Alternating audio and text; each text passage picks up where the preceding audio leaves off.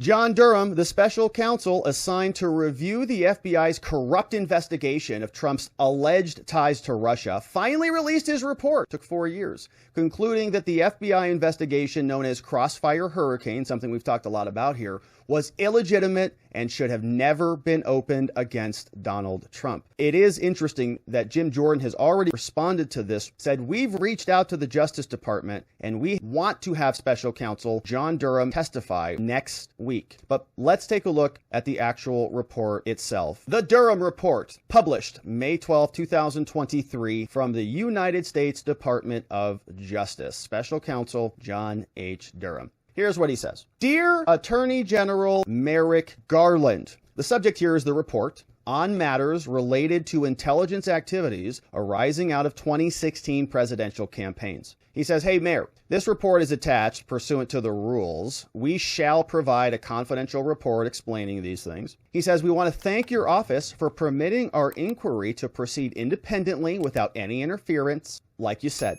This is the full report. Durham writes, "The public record contains a substantial body of information related to Trump and Trump's organization's businesses with Russia. These and related subjects are well documented. We've had a number of investigations. Office of Inspector General was involved, Crossfire Hurricane, and even Robert Mueller detailed much of this in his report. And so our review, in turn, is focused on separate but related questions." Okay, so Durham is saying we're doing things a little bit differently than the previous investigation. We're asking the following questions. 1. Was there adequate predication for the FBI to open the investigation into Trump? Should the FBI have even opened this in the first place? And in their investigation, did they use the least intrusive investigative tools necessary? Question 2. Was the opening of the investigation as a full investigation consistent with other intelligence it got from other campaigns like the Clinton campaign? Did the FBI, in question 3, properly consider other highly intelligent and significant intelligence it received and make distinctions here? If not, were any provable federal crimes committed in failing to do these things? Was there evidence that the actions of any FBI or third parties violated any federal criminal statutes, including making false statements? If so, could you prove that beyond a reasonable doubt? Did FBI agents lie, and can we convict them? Was there evidence that the actions of the FBI or the FISA court, could we charge people with crimes? Those are the questions. And Durham says our findings are sobering. He says, as set forth in greater detail, before the initial receipt by the FBI headquarters of certain information about comments made in a tavern by George Papadopoulos, an unpaid foreign policy advisor, the government possessed no verified intelligence reflecting that Trump or the Trump campaign was involved in a conspiracy with officials from Russia. Indeed, based on the evidence gathered in multiple exhaustive and costly federal investigations, including this one, neither the U.S. law enforcement nor the intelligence community appears to have possessed any actual evidence of collusion in their holdings at the commencement of their Crossfire Hurricane investigation. No evidence at all. Before the FBI got even this call from George Papadopoulos, they opened inquiries, saying, as set forth in greater detail, the record in this matter reflects that when they got information from Australia, the FBI opened Crossfire Hurricane investigation. Andy McCabe and Peter Strzok opened Crossfire Hurricane immediately. Strzok had pronounced hostile feelings towards Trump, but opened it. The matter was opened as a full investigation by Strzok and McCabe without ever having spoken to the persons who even provided the information. So McCabe and Strzok immediately open an investigation, don't even talk to the source, and they did that without any significant review of its own intelligence databases. Didn't even look into it. They didn't collect or examine any intelligence from other U.S. intelligence entities, and they didn't do any interviews to even understand the information they got. All things that FBI agents would normally do. Using any of the standard analytical tools typically employed, they didn't do it. Had it done so, as set out by FBI rules, the FBI would have learned that their own experienced Russia analysts had no information at all about Trump being involved with Russia leadership, nor were others in sensitive positions at the CIA, the NSA, the Department of State aware of anything like that. In addition, the FBI and their records prepared by Peter Strzok in February and March 2017 show that at the time of the opening of Crossfire Hurricane, the FBI had no information in its holdings indicating that at any time during the campaign, anyone in the Trump campaign had been in contact with Russian intelligence officials. but they opened it anyways. The truth doesn't even matter. They needed a pretext in order to do it. And this is what led into the Steele dossier, which is the Trump PP story. And that led to Jake Sullivan ultimately posting on Twitter that there's evidence of Trump-Russia collusion, and the whole thing was not true. And the FBI was trying to paper over it. The speed and the manner in which the FBI opened and investigated Crossfire Hurricane during the presidential election season based on raw, unanalyzed, and uncorroborated intelligence also reflects a noticeable departure from how it investigated other people. There were foreign election interference plans aimed at the Clinton campaign. But in the 18 months leading up to 2016, the FBI was required to deal with a number of those investigations. And in those investigations with Clinton, the FBI moved with considerable caution. They required defensive briefings to be provided to Clinton and other candidates before they acted. The FBI also elected to end an investigation after one of its longtime and valuable CHSs went beyond what was authorized and made an improper and illegal financial contribution to the Clinton campaign. And in the third case, the Clinton Foundation matter, both senior FBI and department officials placed restrictions on how those matters were handled so that essentially no investigative activities occurred for months, markedly different from how they did things with Trump. The FBI, with respect to other highly significant intelligence it received, pointed to a Clinton campaign plan to vilify Trump by tying him to Putin, so as to divert their own attentions away from her private server. Remember, Hillary was going through her own issues, and so she needed to say Trump-Russia, and they've been doing this Russia thing ever since. Unlike the FBI's opening of a full investigation of unknown members of the Trump campaign based on raw, uncorroborated information, in this separate matter involving a Clinton campaign plan, the FBI never opened any type of inquiry. They didn't issue any taskings, they didn't employ any analytical personnel, and they never produced any analytical products in connection with the information at all. The lack of action was despite the fact that the significance of the Clinton plan intelligence was such to have prompted the director of the CIA to brief the president, the vice president, the attorney general, and the director of the FBI, and other senior officials about the content within days. It was also of enough importance for the FBI to send a formal written referral memo to Comey and Strzok for their consideration. The investigative referral provided examples of information the Crossfire Hurricane fusion cell had gleaned to date. Everybody gets involved in this one. Now the Crossfire Hurricane investigation moves forward. Within days after opening Crossfire Hurricane, the FBI opened full investigations on 4 members of Trump's campaign team, spied on his campaign. George Papadopoulos got one, Carter Page, Paul Manafort, and Michael Flynn.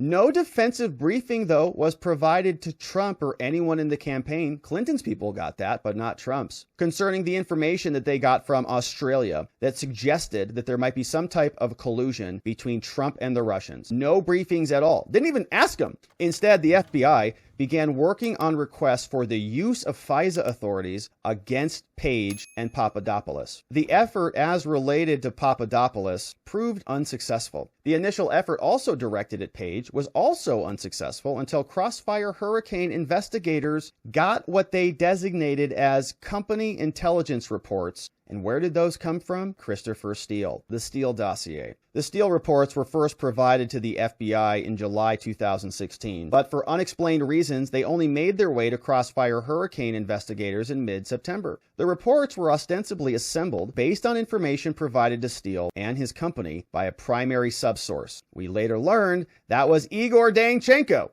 Durham says our investigation here determined that Crossfire Hurricane investigators did not and could not corroborate any of the substantive allegations in the Steele report, nor was Steele able to produce any corroboration for any of the reported allegations, even after being offered $1 million or more by the FBI to corroborate it. Further, when interviewed by the FBI in January 2017, Danchenko was also unable to corroborate any of the allegations in the reports. He said it was rumor and speculation and the product of casual conversation. Now, the rules, or in this document, there were other efforts by other people to go get warrants for Page. Those efforts, in order to get the Carter Page warrant, included having confidential human sources with the FBI record conversations with Trump campaign people named Page, Papadopoulos, and a senior Trump foreign policy advisor. FBI informants recording and spying on Trump's campaign based on fake information from Australia that wasn't vetted, wasn't corroborated, was immediately acted upon with the opening of investigations. They provided no defense opportunity to Trump, not so much as a phone call. They went to go get warrants so that they could spy on and record conversations with Trump's campaign based on nothing, and in violation of their standard operating procedures and the same gratuities that they would provide to their favorable campaigns. The FBI's own records and the recordings established that Page made multiple exculpatory statements to the individual who was a confidential human source. But Crossfire Hurricane investigators, they failed to make that information known to the department attorneys or to the FISA court. Page also made explicit statements refuting allegations contained in the Steele report about his lack of any relationship with Paul Manafort. But the FBI once again failed to follow logistical investigative leads related to those statements and to report those things to the lawyers. Similarly, multiple recordings of Papadopoulos were made by a confidential source and a second source, and Papadopoulos also made multiple exculpatory statements that were not brought to the attention of the lawyers in the department or in the FISA courts. It says our investigation resulted in the prosecution and conviction of an attorney for intentionally falsifying a document for one of the FISA applications. Now he turns over to the Steele dossier. He says, in spring of 2016, Perkins Coie, which is where Michael Sussman worked, a U.S.-based international law firm acting as counsel for Clinton, they brought in Fusion GPS. They are brought in to conduct opposition research on Trump. In mid-May 2016, Glenn Simpson of Fusion GPS met with Steele in the UK and hired Steele. Steele described himself as a former intelligence officer for the British government, also at the time a confidential human source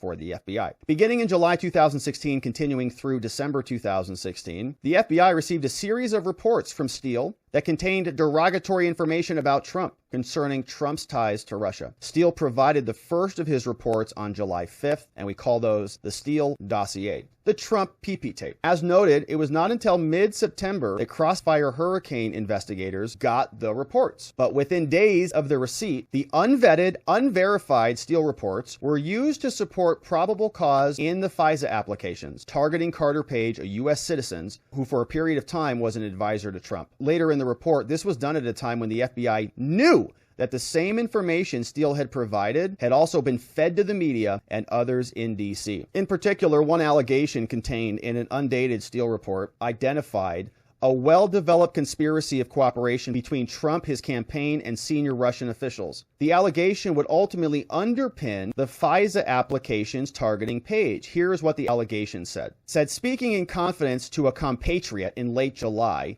Source E is an ethnic Russian close to Republican U.S. presidential candidate Trump. This source admitted there was a well-developed conspiracy of cooperation between them and Russian leadership. This was managed on the Trump side by the Republican candidate's campaign manager, Paul Manafort, who was using foreign policy advisor Carter Page and others as intermediaries. The two sides had a mutual interest in defeating Hillary, whom Putin hated and feared. As noted, the FBI attempted over time to investigate and analyze the Steele reports, but they couldn't confirm or corroborate anything in there either. The FBI learned that Steele relied on Igor Danchenko to form the allegations, and Igor himself had told another person that he was responsible for 80% of the intel and 50% of the analysis. In December 2016, the FBI identified Steele's primary subsource. Danchenko agreed to meet with the FBI under the protection of immunity. He also met with the Crossfire Hurricane investigators. And thereafter, from January 2017 through October 2020, as part of its effort to determine whether the Steele dossier was true or not, the FBI conducted multiple interviews with Danchenko, saying, what did you give to Steele?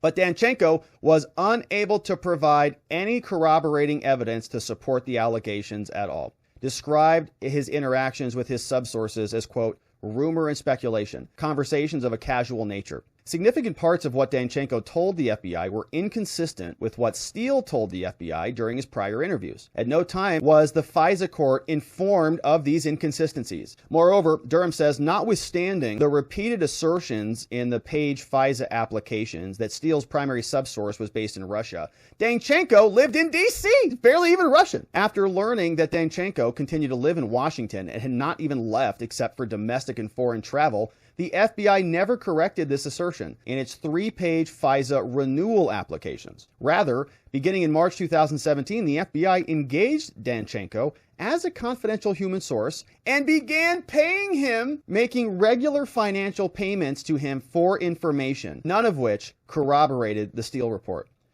Durham says, importantly, as we discussed elsewhere, the FBI knew that in January 2017 that Danchenko had been the subject of FBI counterintelligence investigations from 2009 to 2011. In 2008, while Danchenko was employed by Brookings, he engaged 2 fellow employees about providing information for money. According to one employee, Danchenko believed that he, the employee, might be following a mentor into the incoming Obama administration and have access to classified info. But in 2010, the FBI initiated a request to use FISA against Danchenko, but the investigation was closed. And Durham's review finds no indication that Crossfire Hurricane investigators ever attempted to resolve the prior Danchenko espionage matter before opening him as a paid CHS. Danchenko also had a relationship with Charles Dolan, a professional Virginia-based public relations professional who held multiple positions and multiple roles in the Democratic National Committee and the Democratic Party. So in the summer and the fall of 2016, at the time that Danchenko was collecting information for Steele, Dolan traveled to Moscow, as did Danchenko, for a business conference. They stayed at the Ritz-Carlton Nice Place, was on the site of salacious sexual conduct on the part of Trump, allegedly. Danchenko would later inform the FBI that he learned of these allegations through the Ritz-Carlton staff members. But Durham says our investigation revealed it was Dolan, not Danchenko, who interacted with the hotel staff identified in the reports. Our investigation also uncovered that Dolan was another source for at least some allegations of the Steele report. Dolan independently received other information that was very similar, and it made its way into the report. But the FBI never interviewed this guy. Our investigation revealed that the Crossfire Hurricane investigators were aware of Dolan and his connection to the Steele reports. In fact, we talk about it in other sections. The FBI interviewed hundreds of individuals through the course of Crossfire Hurricane, but it did not interview Dolan. Why? Is it because he's with the DNC?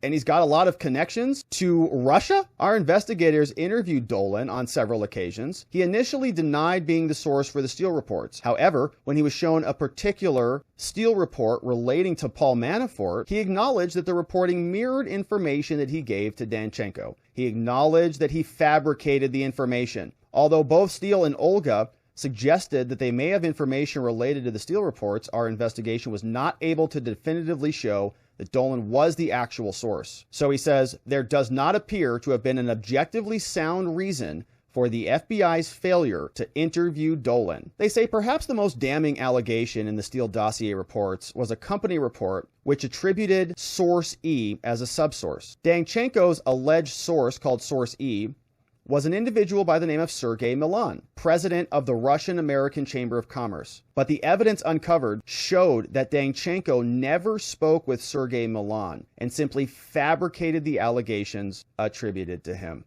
We've got more allegations from Alpha Bank. Durham's office also investigated the actions of Perkins Coie attorney Michael Sussman, who was acquitted of any wrongdoing by a D.C. jury, and others in connection with Sussman's provisions of the data and the white papers to Jim Baker, formerly general counsel for the FBI who resigned, went over to Twitter files before Elon canned him too, purported to show an existence of a covert communications channel between Trump and Alpha Bank. Sussman told Jim Baker by text message and in person that he was acting on his own, not representing any clients or any other companies. But that's not true. He billed Hillary Clinton for it. They were false. Sussman was representing the Clinton campaign. He billed it and sent emails about it. And Sussman was also representing a second client, somebody called Rodney Jaffe, tech executive, and he also gave congressional testimony and other details. Now, cyber experts from the FBI examined the materials that were given to Baker, and they concluded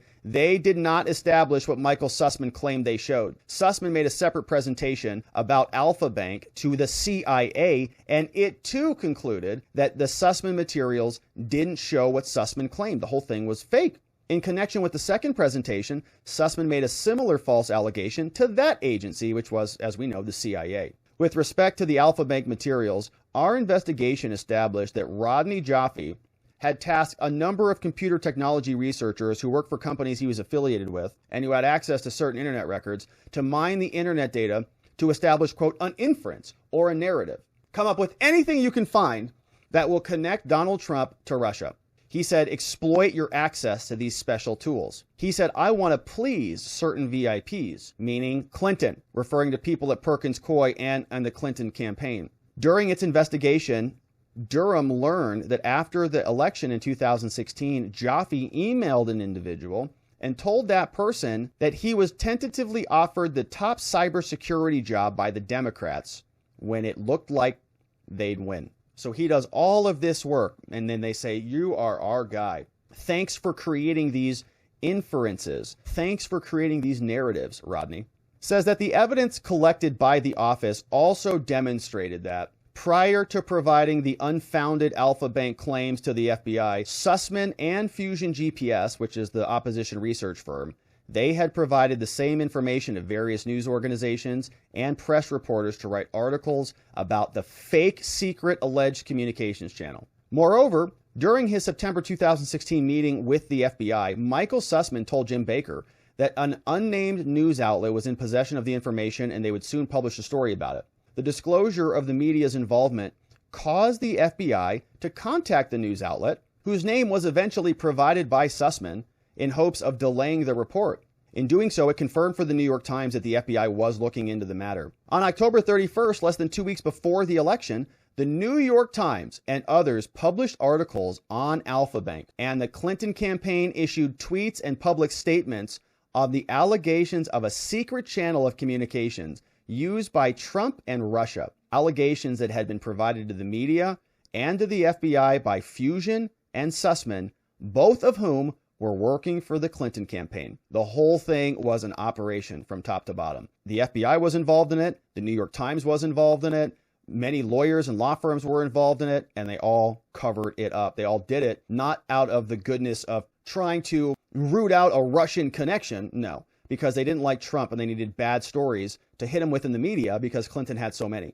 And so the conclusion from John Durham says, based on the review of Crossfire Hurricane and related intelligence activities, we conclude that the department and the FBI failed to uphold their important mission of strict fidelity to the law in connection with certain events and activities described in this report. As noted, former FBI attorney Kevin Kleinsmith committed a criminal offense by fabricating language in an email that was material to the FBI obtaining a FISA surveillance order. In other instances, FBI personnel working on that same FISA application displayed at best a cavalier attitude towards accuracy and completeness. FBI personnel also repeatedly disregarded important requirements when they continued to seek renewals of FISA surveillance, while acknowledging both then and in hindsight that they did not genuinely believe there was probable cause to believe that the target was knowingly engaged in clandestine intelligence and activities on behalf of a foreign power, or that they were knowingly helping another person in those activities. They knew it wasn't true, and they proceeded with it anyways. So even if you are innocent and you tell the actual things that exculpate you, that show and prove you're innocent, the FBI just, Durham says, our investigation also revealed that senior FBI personnel displayed a serious lack of analytical rigor towards the information that they received, especially information received from politically affiliated persons and entities. Now, I wonder who these people are. Hopefully there's a list, in the rest of this report. They're all named, titles are named, and they all get disciplined or fired, or the FBI gets defunded, but we'll see. The information in part triggered and sustained Crossfire Hurricane and contributed to the need for Mueller's investigation. In particular, there was significant reliance on investigative leads provided or funded by Trump's political opponents. The department did not adequately examine or question these materials or the motivations of those providing those, even when at the same time the director of the FBI and others learned of significance and potentially contrary intelligence. So everybody else was dumping leads on the FBI. You know Trump did this, you know Trump did this, and they're all being funded by people like Reid Hoffman. In light of the foregoing, there is a continuing need for the FBI and the department to recognize that the lack of analytical rigor, apparent confirmation bias, and an overwillingness to rely on information from individuals connected to political opponents caused investigators to fail to adequately consider alternative hypotheses and to act without the appropriate objectivity or restraint in pursuing allegations of conspiracy between a U.S. political campaign and a foreign power. Wow, that's really neat. So apparently this FBI is just they're a little bit off. They just lack a little analytical rigor. And apparently there's confirmation bias. Although recognizing that in hindsight is much clearer, much of this also seems to have been clear at the time. Yeah, it was intentional. It wasn't lacking analytical rigor. They were actively pursuing an alternative theory because they didn't like the truth. We therefore believe it is important to examine past conduct to identify shortcomings and improve how government carries out its most sensitive functions. This report does not recommend any wholesale changes in the guidelines or policies that the department and the FBI now have in place to ensure proper conduct and accountability in how intelligence activities are carried out. So what the hell's the point of this whole report then? It's just a book report, I think. Rather, this report is intended to accurately describe the matters that fell under our review and to assist the Attorney General, Merrick Garland, in determining how the FBI can do a better, more credible job in fulfilling its responsibilities. What? Are you serious? You're going to document this so that the Attorney General, Merrick Garland, who is doing cartwheels, that this worked? Well, I didn't say it didn't work in 2016, but all of it worked in 2020. You think they care about the FBI, John Durham? You think they care about doing a credible job in fulfilling its responsibilities? They won in 2020. Mission accomplished. Ultimately, of course, meeting those responsibilities comes down to the integrity of the people who take an oath and follow the guidelines and the policies currently in place. Guidelines that date from the time of the Attorney General levy and designed to ensure the rule of law is upheld. So the answer is not the creation of new rules, but a renewed fidelity to the old. The promulgation of additional rules to be learned in yet more training sessions would likely prove to be fruitless efforts of the guiding principles of the FBI: fidelity, bravery, and integrity. Those are not ingrained in the hearts and minds of those sworn to meet the FBI's mission. Actually, nothing comes out of this, it sounds like. No real recommendations at all. We know there are no new criminal charges. We know that the FBI is going to be asked to look into this a little bit further. Yeah, the FBI can do a better and more credible job. I don't disagree. I think that is true. They could do a better and more credible job in fulfilling its responsibilities. But they don't care about those responsibilities, John. And they don't care about the old rules and the fidelity of the old rules. This is so dumb. They care about censoring people on Twitter. Okay, now you can say John's perspective on this is from 2016, which is fine, and say this is all has to do with Strzok and Lisa Page and all of those people. But the FBI did the same stuff in 2020. This time it was the CIA in the Hunter Biden laptop letter. They were all involved in creating stories, in using the intelligence community to create fictional narratives to support their candidates. In 2016, it was the Steele dossier. In 2020, it was the Hunter Biden laptop letter. It's the same agency. So the FBI didn't look after 2016 and say, yeah, we could probably do a better, more credible job here. And they're not going to read this report and say, let's improve this. Merrick Garland is going to flip through this report on the toilet, maybe, and throw it right in the garbage. Because honestly, there's not much really to glean out of it. I'm not real sure there's anything even here. You can read the rest of the report if you want. The 2020 FBI is no different than the 2016 FBI, which is no different than the 2023 FBI. They are getting better at it. In 2016, they failed and they got caught. In 2020, they created the laptop letter and they got caught, but they don't care. So here's what John Durham says. This is the last page of the report. Possible FBI reform. Maybe if you want one. One possible way to provide additional scrutiny of political investigations is to have an official who's responsible for challenging the steps in the investigation. The Attorney General could have a special position, and that special person could review issues, and they'll be independent. So that might help.